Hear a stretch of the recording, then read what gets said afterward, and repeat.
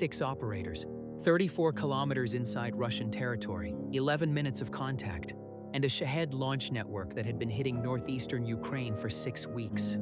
Gone. This is how Ukrainian GUR special operations crossed into Belgorod Oblast, destroyed a mobile drone launch cluster responsible for striking a civilian hospital, and came home before Russian commanders knew they'd been there. March 2026, 2:14 a.m. local time. 6 men step across the Ukrainian border into Russia. No air support, no armor, no extraction vehicle on the other side. Just thermal optics, shaped charges, a single reconnaissance drone relay humming in the cold air above them, and 34 kilometers of Russian territory between them and their target. The Shahed 136 launch cluster they were hunting had struck a Ukrainian civilian hospital 2 weeks earlier. Long-range drone interdiction had been attempted twice. Both times, the launch vehicles relocated within minutes of firing. Ghost systems, mobile and disciplined, disappearing into the forest before a counterstrike could lock coordinates. Ukrainian General Staff analysts had concluded that the only way to destroy this cluster was to send someone in to do it by hand. Stay with me, because what unfolds over the next 6 hours changes more than just one forest clearing in Belgorod. It shuts down the entire drone corridor that had been feeding strikes into northeastern Ukraine for a month and a half.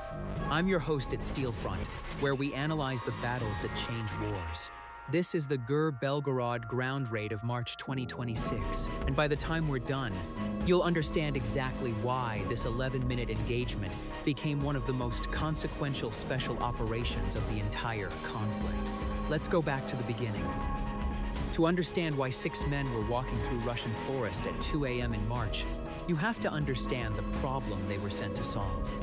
The Shahed 136 is not a sophisticated weapon by the standards of modern precision munitions. It is a delta-winged loitering munition, approximately 3.5 meters in wingspan, powered by a small piston engine producing around 50 horsepower. Its warhead carries approximately 40 kilograms of high explosive. Unit cost is estimated at somewhere between $20,000 and $50,000 per airframe. Cheap enough that Russia and Iran produce them in industrial quantities. Maximum range in operational configuration runs to approximately 2,500 kilometers, though operational launch distances are far shorter. The weapon's tactical value is not precision. It is volume and unpredictability. A single Shahed striking at night, flying low on a terrain-following profile, is difficult to detect and even harder to intercept without expensive air defense assets.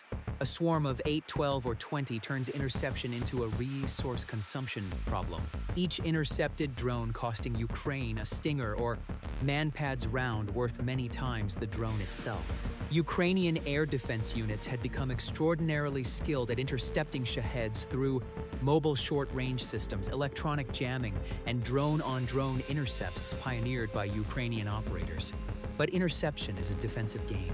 The launches kept coming. The particular cluster that GUR was targeting had been operating from Belgorod Oblast since early February 2026. Signals intelligence had been tracking its transmission patterns for weeks. The communication signatures between the mobile command van and its launch vehicles were distinctive enough that Ukrainian electronic warfare units could identify when the cluster was preparing to fire. The problem was that identification came too late. By the time a firing sequence was confirmed, the vehicles were already in launch configuration, and by the time a Ukrainian long-range strike could reach the coordinates, the trucks had moved. Which brings up the first obstacle this operation faced, and it's worth understanding just how significant it was. 3 separate OSINT analysis teams within the GUR had independently concluded, across roughly 3 weeks, that the launch cluster was using civilian logging infrastructure as its primary concealment method. Logging roads in the Belgorod forest zone are mapped, but rarely monitored in real time. Russian satellite imagery had logged the specific road as inactive. No commercial logging activity had occurred there since late autumn, but the Shahed cluster wasn't using it for logging. They were using it as a linear hide, parking the transport launchers along the road's shoulder, under forest canopy. where they blended into the scatter pattern that overhead imagery associates with parked industrial vehicles. Innative Logging Road doesn't show up as a threat in standard Russian air defense mapping, which meant the cluster was operating in a gap, visible to Ukrainian SIGINT by its communications emissions, but invisible to Russian defensive systems that might otherwise have been protecting it more heavily. That gap in Russian protection was exactly what GUR needed. But identifying the target location and confirming it as active, those are two different things. Electronic signatures tell you a system is operating in an area. They don't tell you the precise vehicle positions, the security posture around the site, or whether the cluster might relocate between when you plan the operation and when you execute it. 3 weeks of signals intelligence had narrowed the cluster's probable operating zone to roughly 4 square kilometers. That's far too large for a 6 team to search safely. They needed precision. The precision came from an unexpected source. Which weapon was deadlier in suppressing the Shahed threat before this operation? HIMARS precision rockets, Ukrainian artillery strikes, or drone-on-drone intercepts? Think about your answer. We'll come back to it. Ukrainian electronic warfare units, working with a NATO partner intelligence sharing arrangement that Ukrainian General Staff has not publicly specified, characterized the cluster's communication equipment in enough detail to estimate the probable type of mobile command van being used. That van type had specific thermal emission characteristics when its communications equipment was active. Characteristics a properly calibrated reconnaissance drone could detect at range. A Ukrainian Leleka 100 reconnaissance UAV, operating at approximately 800 meters altitude at the edge of its detection range, conducted 3 separate survey passes over the 4 square kilometer search zone across 5 nights in late February. On the 3rd pass, the night of February 28th, the thermal pattern matched. They had the site. What they found was more organized than anticipated. Not just a pair of launch vehicles parked haphazardly under trees, but a structured cluster. 3 Shahed transport launchers positioned along a 40-meter section of the logging road, spaced approximately 12 meters apart, consistent with safe standoff distance during a ripple launch sequence. A mobile command van was parked perpendicular to the road at the eastern end of the cluster, its communications antenna deployed and its generator running. Camouflage netting had been strung over the entire cluster, attached to the tree canopy above, breaking up the silhouette when viewed from overhead. This wasn't improvised concealment. Someone had prepared this position carefully. The logging old truck cover was the clever part. 2 actual civilian logging trucks, the kind with crane arms for loading timber, were parked at either end of the cluster, visible from the road at either approach. To a passing Russian vehicle, or to a satellite conducting a routine infrastructure survey, the road looked like a logging staging area.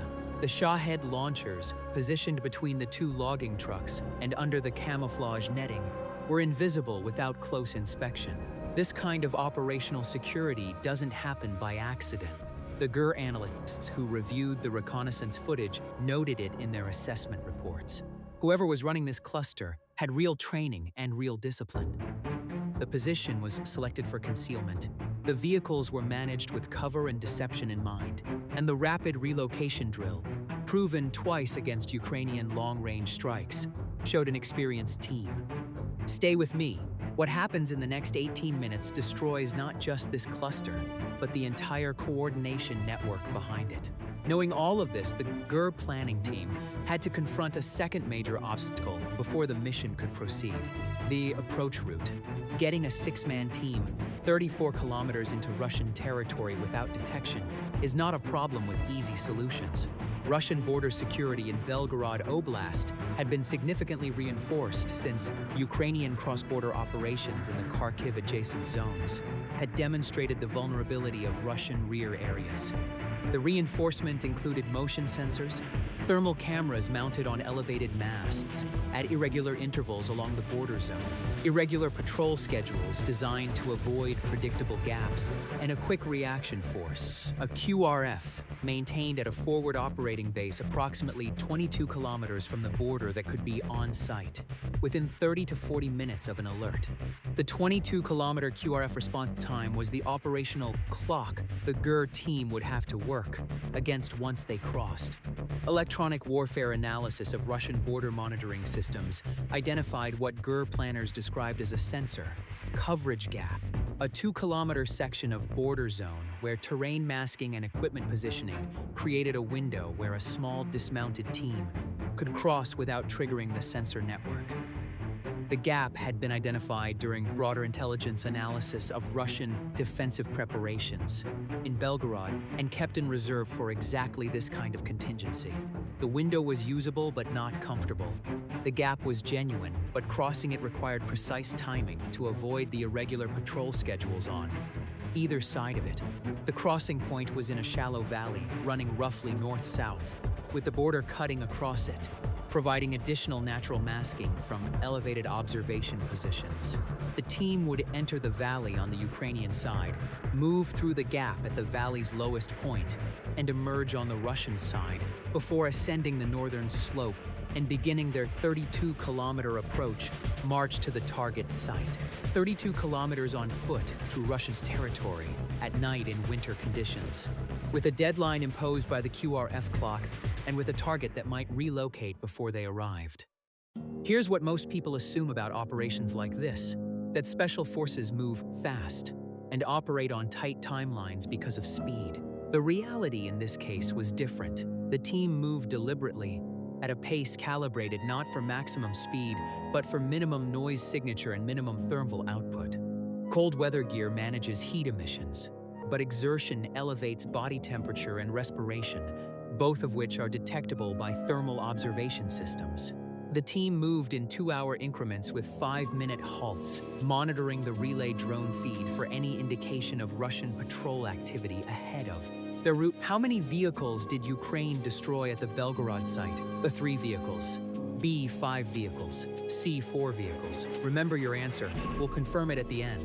The relay drone was the operations nervous system, a small quadrotor system operated by a support element remaining on the Ukrainian side of the border, flew a relay pattern that allowed the ground team to maintain encrypted communications and receive a continuous feed from the Leleka reconnaissance drone orbiting the target area. The ground team carried compact displays, wrist-mounted units showing a thumbnail feed of the target site in near real time. Every 30 minutes during the approach, the team leader called a brief halt and reviewed the feed, confirming the cluster was still in position. At 11:45 p.m. on the previous night, well before the crossing, the Leleka had confirmed the cluster. Active, generator running, command van communications antenna deployed, launch vehicles in position. The activity pattern suggested the cluster might be preparing for a launch sequence in the overnight hours. That intelligence accelerated the timeline. The crossings was moved up by 50 minutes to ensure the team reached the target before a potential launch sequence relocated the vehicles. 2:14 a.m. The team crosses the border. The approach takes longer than planned, not because of detection, but because of terrain. Section of the route passes through a drainage area that had partially thawed and refrozen, creating an unstable surface that slowed movement to a crawl and forced the team to detour around the worst of it.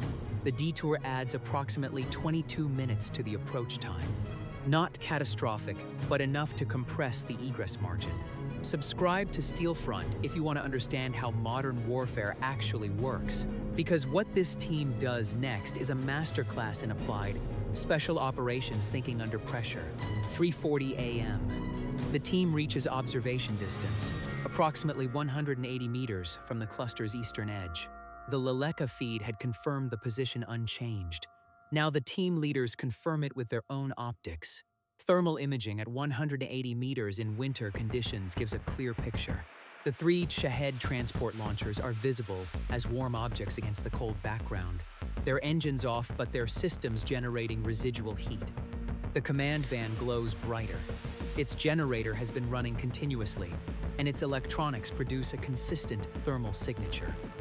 The 2 logging trucks at either end of the cluster show as cold inactive. Security posture. minimal.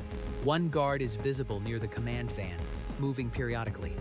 No additional personnel are apparent in the thermal sweep. The assessment is that the crew, probably 4 to 6 people, is resting inside the vehicles or in the command van, maintaining a light security posture appropriate for a site they believe is thoroughly concealed and located deep inside Russian-controlled territory. That is their critical miscalculation. Put yourself in the team leader's shoes for a second. You're 180 meters from your target in Russian territory, with a 22-kilometer QRF somewhere to your north. Your relay shows the guard is following a loose patrol pattern around the command van, roughly one circuit every 8 minutes. You have 6 men, shaped charges prepared and ready, and 11 minutes of contact time is your planning ceiling before you have to be moving back toward the border. The math is simple, but math and execution are two different things. The team divides into 3 elements. 2-man assault elements designated for each of the 3 Shahed transport launchers. The team leader and his partner take the command van. Highest intelligence value, most important to neutralize quickly. The shaped charges are pre-configured. Launcher elements carry charges designed for the launch rails and the fuel reserves of the Shahed transport vehicles, while the team leader's pair carries a larger charge for the command van, plus a separate set of tools. Evidence collection equipment, a portable drive reader, and an emergency data extraction kit. The original plan had not included an attempt to recover data from the command van. That decision was made in the final intelligence review 48 hours before the mission, when a GUR analyst noted that the command van's communication equipment type, if confirmed by the reconnaissance imagery, would likely contain stored routing data for the Shahed coordination network. The network used by this cluster to receive targeting data and communicate with other launch sites across Belgorod Oblast. If even a portion of that data could be extracted, it would provide what no amount of signals intelligence analysis could give. The actual network architecture, not just the emission signatures. That decision, to add data recovery to an already compressed 11-minute engagement plan, is the one that eventually turns a single tactical strike into a strategic operation. But at the time, standing in the dark at 180 meters from the target, it was the variable that added the most uncertainty to an already demanding timeline. What strikes me about this operation is not the physical courage required to execute it, though that courage is immense. It's the intelligence architecture underneath it. The GUR team that crossed the border that night was not improvising. They were the human delivery mechanism for weeks of analytical work, electronic intelligence, drone reconnaissance, and planning that had transformed a vague threat location into a precisely targeted operation with a defined secondary objective. Ukraine doesn't just use weapons. Ukraine invents new ways to fight, and increasingly, the most powerful weapons are the intelligence systems that guide the physical ones. The engagement begins at 3:51 a.m. 3:51 a.m. The guard near the command van moves to the north side of the vehicle, the far side from the Ukrainian approach. The team leader gives the signal. 3 2-man elements move simultaneously from the tree line. The thermal discipline of the approach pays off. No crunching snow, no visible breath steam in the optics. The elements reach their designated vehicles within 40 seconds of breaking cover. The shaped charges for the Shahed transport launchers are placed at specific locations. One charge on the launch rail assembly at the forward section of each vehicle's bed. The mechanism that elevates the Shahed airframes to firing angle, and one charge on the fuel system, positioned to ensure a fire rather than just mechanical damage. A destroyed launch rail is a logistic problem. A burning fuel system creates catastrophic destruction that prevents rapid repair and produces a visible signature confirming the strike from air. Team leader reaches the command van. The guard has not returned to the south side. 11 seconds pass. 12. The charge for the van is placed at the base of the generator housing and on the communications rack housing inside, accessed through the van's rear service panel, which is unlocked. The data recovery element goes to work simultaneously. The drive reader connects to the communication system's data port. A full extraction would take 15 minutes. They have 4 maximum. At 3:54 a.m., 3 minutes into the engagement, the extraction device signals a partial capture. Not a full copy of the stored data, approximately 30 to 40% of the accessible storage, captured in a compressed format onto a portable drive small enough to fit in a jacket pocket. The team leader makes the call. Pull the drive, fall back to charge initiation, begin egress. 3:58 a.m. The first charge initiates. Here's what the burning of a Shahed transport launcher looks like from 200 meters in a dark forest in winter. It begins with a sharp concussive thump. Not a massive explosion, but a directed pressure release from the shaped charge, followed immediately by the secondary ignition of the fuel reservoir. The fuel explosion is what produces the fireball. A Shahed transport vehicle carries enough fuel for its own engine, plus the reserve for the Shahed airframes. Enough combustible material that the secondary fire reaches several meters in height within seconds of ignition. 3 vehicles initiating within a 4-second spread produces a wall of light in the forest visible from kilometers away. The command van goes last.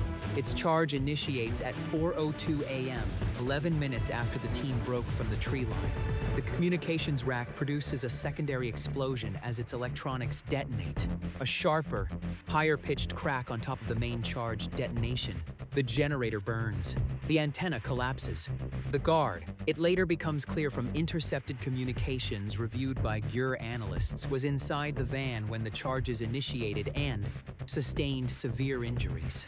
Other crew members had been asleep in one of the transport vehicles, not the van, and escaped the initial detonations. What they encountered when they emerged was 3 burning launch vehicles, a destroyed command van, and an empty forest. The GUR team was already moving. The egress was harder than the approach. 3 burning vehicles in a forest, clear enough winter brush to eliminate some of the natural cover the team had used on their way in. Heat from the fires disrupted the thermal discipline that had made the approach silent. The team moved fast, tactical sprint to the first tree line, then controlled movement through the drainage area, using the detour route already mapped during approach, pushing hard toward the border gap.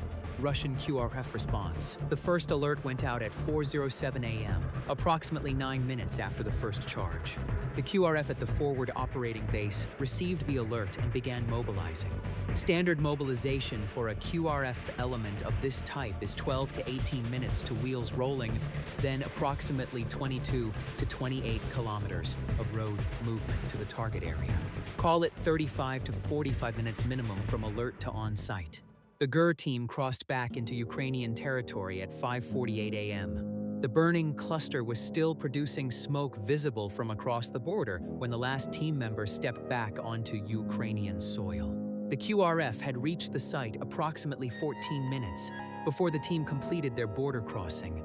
But they reached a burning clearing with no targets, no tracks they could follow across the border in the dark, and no explanation for how a ground team had penetrated 34 kilometers into a Russian-controlled territory without triggering any of the border sensor network.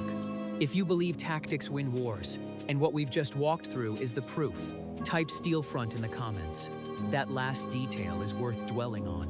The Russian QRF arrived at a destroyed site with no operational intelligence about what had happened. Their immediate assessment, recorded in FSB communications that Ukrainians intercepted the following morning, was that the destruction had been caused by a Ukrainian airstrike. The initial report up the chain of command attributed the loss to a precision air attack, method undetermined. Drone strike was the secondary hypothesis. A ground penetration was not seriously considered in the first 48 hours. That attribution error had consequences. The Russian response oriented towards strengthening air defense coverage of the Belgorod forest zone, repositioning radar systems, alerting fighter aviation, conducting aerial reconnaissance of the border area, looking for evidence of Ukrainian drone launch positions. All of that effort was directed at the wrong threat vector. The ground infiltration route remained undetected and unaddressed. More fundamentally, the Russian command in Belgorod Oblast did not initiate a comprehensive audit of its other Shahed launch clusters in the area. Because the working assumption was that the attack had been an airstrike exploiting a gap in radar coverage, not a ground operation exploiting a gap in sensor coverage. That failure to audit the other clusters would have consequences within 10 days. But first, the data drive. The partial data extraction from the command van's communication system went to GUR signals analysis within hours of the team's return. The analysts who received it understood immediately that what they were looking at was more significant than a single destroyed launch cluster. The routing data captured on the drive, approximately 35% of the stored archive, contained enough network addressing information to identify not just the destroyed cluster's communication architecture, but the relay nodes connecting it to two other Shahed launch clusters operating elsewhere in Belgorod Oblast. The Shahed coordination network was not a simple point-to-point system between individual launch sites and a central command. It was a distributed relay architecture. Each cluster maintained communication through a series of relay points that could reroute signals if one node went offline. The command van the GUR team had destroyed was one of those relay nodes. The data on its drive contained addressing information for the other nodes it had been communicating with.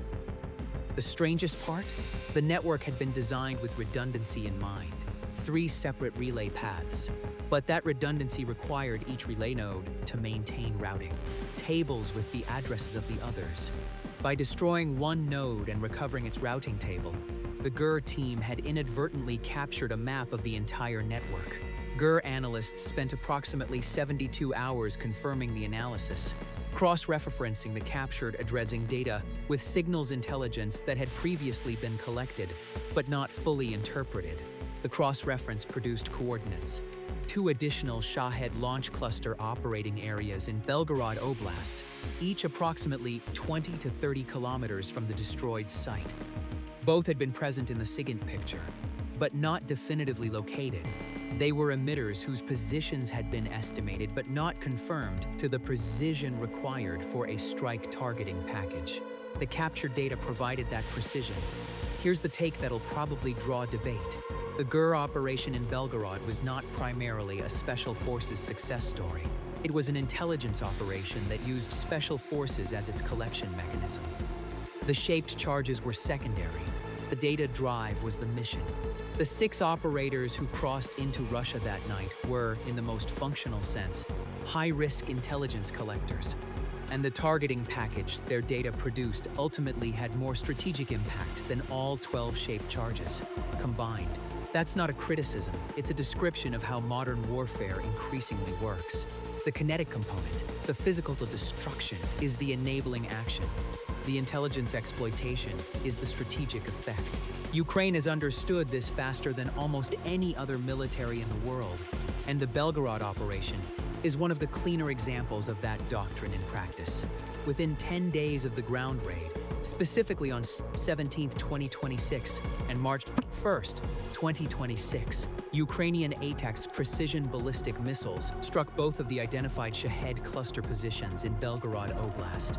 The Army Tactical Missile System, supplied to Ukraine by the United States, carries a unitary warhead variant with a range exceeding 300 kilometers and accuracy measured in meters, against a fixed or semi-fixed target whose coordinates have been precisely determined. ATACMS is essentially a certainty. Both strikes confirmed destroyed vehicles and destroyed launch infrastructure. Ukrainian General Staff satellite imagery analysis, released in summary form without disclosing the full intelligence picture, confirmed 2 additional Shahed transport launcher sets destroyed. The 3 clusters that had collectively been operating the Shahed drone corridor targeting northeastern Ukraine had now all been destroyed or forced to permanently relocate.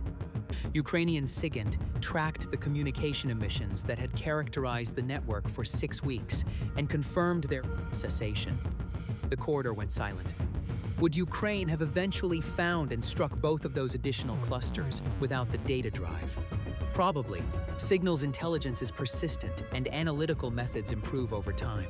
But eventually is a word that costs civilian infrastructure and civilian lives in a conflict fought with weapons designed to terrorize populations. The data drive compressed the timeline from eventually to 10 days. What do you think? Was sending ground operators into Russian territory to recover intelligence data worth the risk, given that ATACMS strikes might eventually have found those targets anyway? The calculus isn't obvious, and the 6 men who made the crossing that night are the ones who bore the cost of the answer. Let's look at the full accounting of what the operation achieved. The immediate physical destruction at the Belgorod site. 3 Shahed transport launchers, each capable of carrying and launching 4 to 6 Shahed 136 airframes, destroyed. Replacement cost for each vehicle is estimated at approximately 3 to 4 million rubles in the vehicle itself, plus the launch rail and electronics system.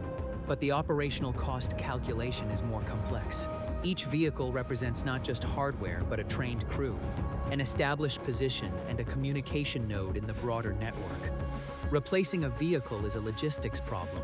Replacing the network coherence that the destroyed command van provided is a planning and organization problem that takes months, not days.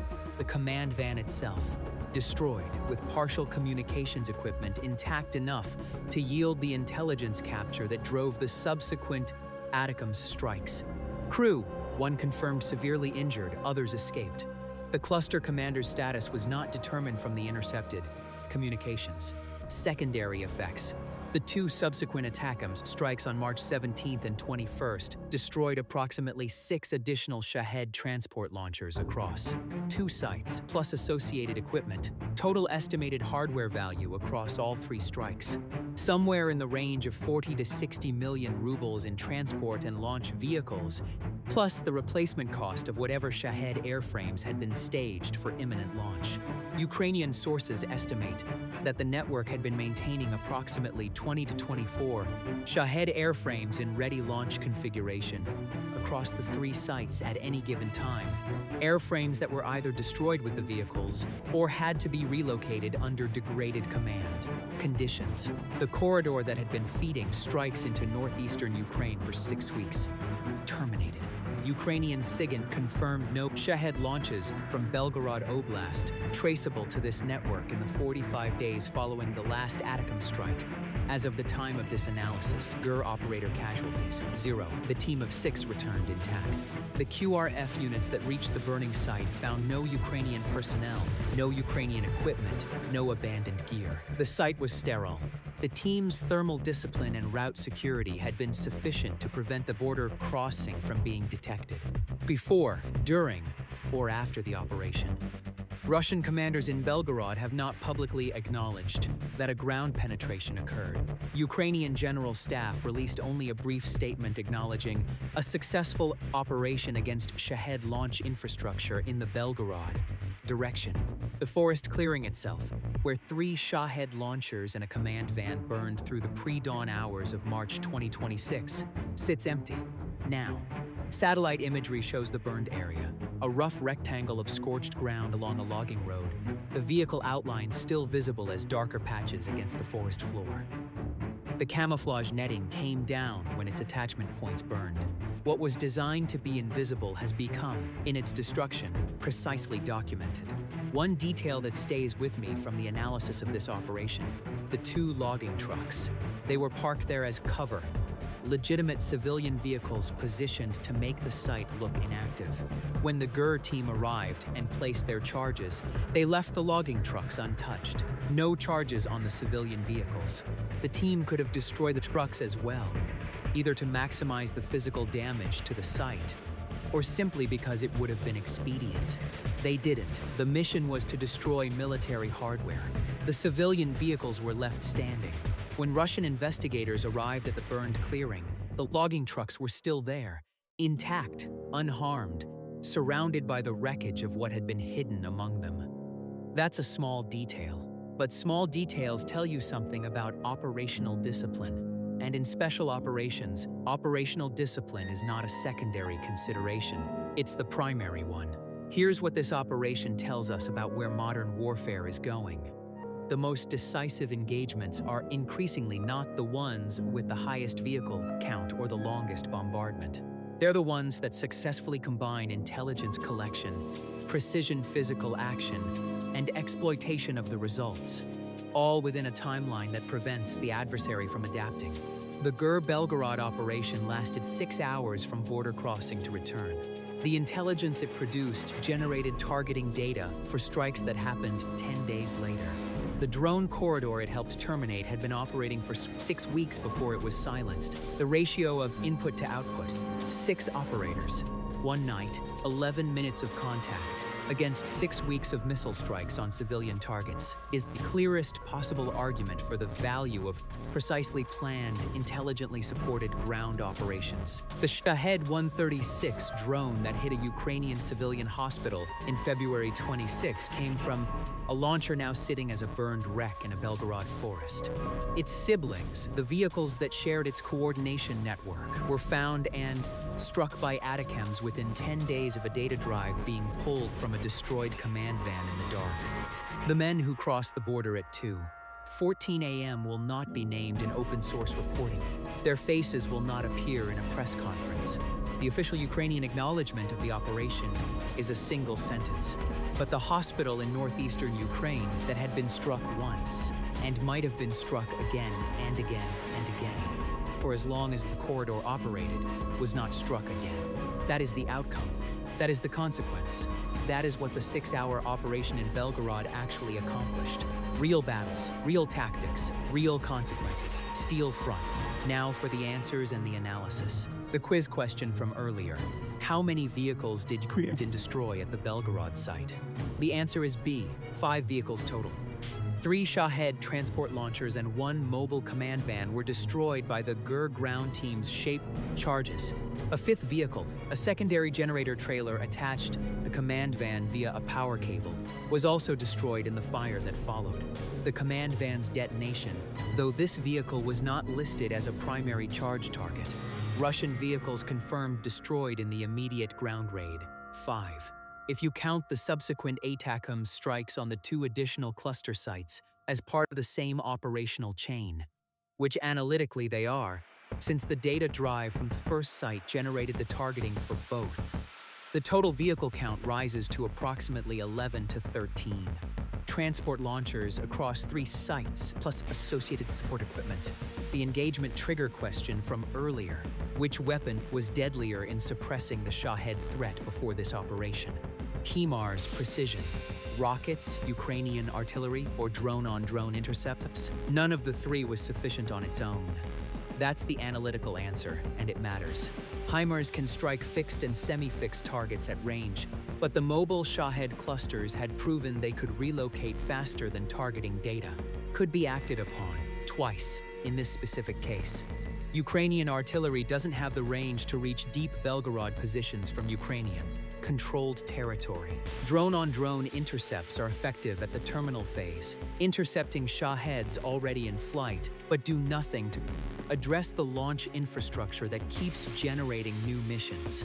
The honest answer is that the ground raid was necessary precisely because none of the available long-range options could solve the relocation problem. The only way to catch a target that moves faster than your strike cycle is to get ahead of the cycle, to be physically present before the target knows you're coming. 3 questions this operation raises that don't have simple answers. Was the decision to add data recovery to the engagement plan the right call?